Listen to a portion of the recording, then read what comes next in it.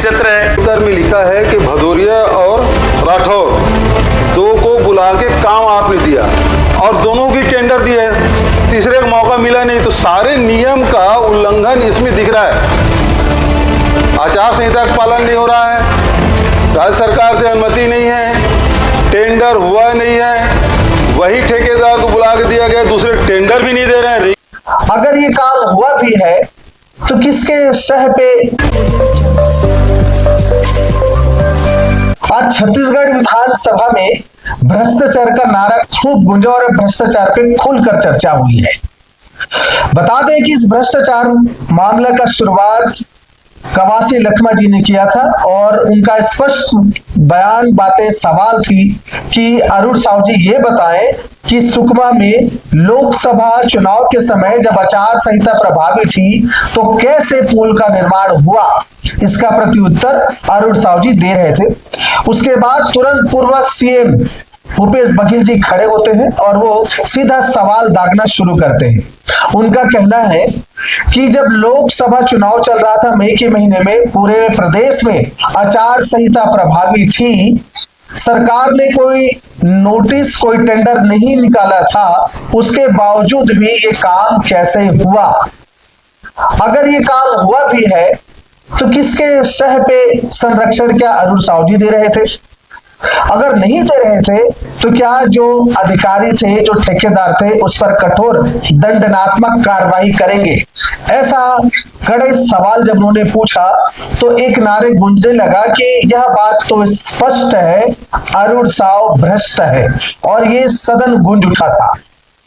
ये मामला दरअसल निकला था सुकमा को लेकर के था, सुकमा की पुल निर्माण में। तो इसके प्रति उत्तर में अरुण साहब ने कहा था कि उस समय ये जो आचार संहिता लागू था ये बात ठीक है, लेकिन पुल का पूरा निर्माण नहीं हुआ था, सैनिक लोग थे तो राशन लाने ले जाने में समस्या हो रही थी, थोड़ा कार्य किया गया था, लेकिन अब नोटिस ऑफ टेंडर निकाला गया है और उसके बाद कार्यवाही आगे की जाएगी।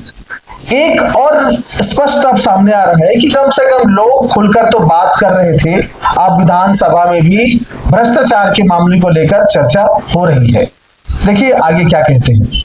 हम लोग भी चाहते हैं कि वहाँ रोड बने, पुल बने, विकास हो, लेकिन ये दोनों रोड में मैं पहला तो पूछने चाहता हूँ, मुख्यमंत्री पहले, मंत्री जी पहले कबल किया है कि मैं ऐसा किया हूँ, अधूरा बन गया, अभी टेंडर डाल रहा है। ये कौन सा नियम में पहले पुल बनेगा अभी टेंडर डालेगा?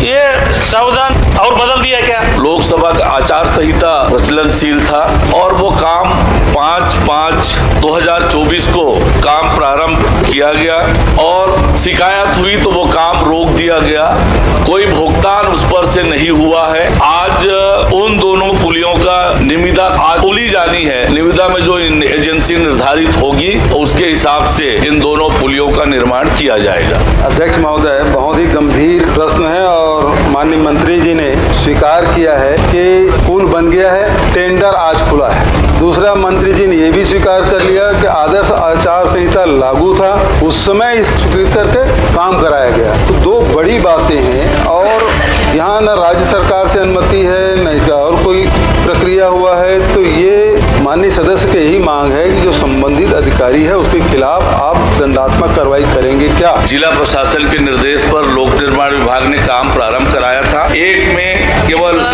एक नग स्लेब का निर्माण हुआ है और दूसरे में सुपर स्ट्रक्चर का कार्य पूर्ण हुआ है, पर 1 रुपए का भी कोई भुगतान उस कामों का नहीं हुआ है। अभी टेंडर दोनों का लगा है और आज वो निविदा खुलने वाली है, जो एजेंसी तय होगी उसके हिसाब से माननीय अध्यक्ष महोदय, क्योंकि आपने इसमें स्वीकार के उत्तर में लिखा है कि भदौरिया और राठौर दो को बुला के काम आपने दिया और दोनों की टेंडर दी है, तीसरे का मौका मिला नहीं, तो सारे नियम का उल्लंघन इसमें दिख रहा है।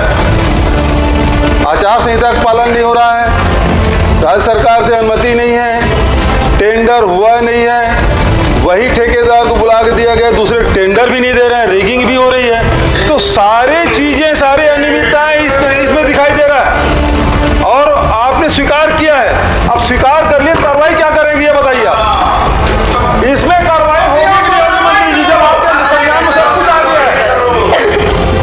यदि आपके संज्ञान में सब आ गया है, उसके बाद भी कार्रवाई नहीं करेंगे तो इसका अर्थ क्या हुआ कि आपका संरक्षण है।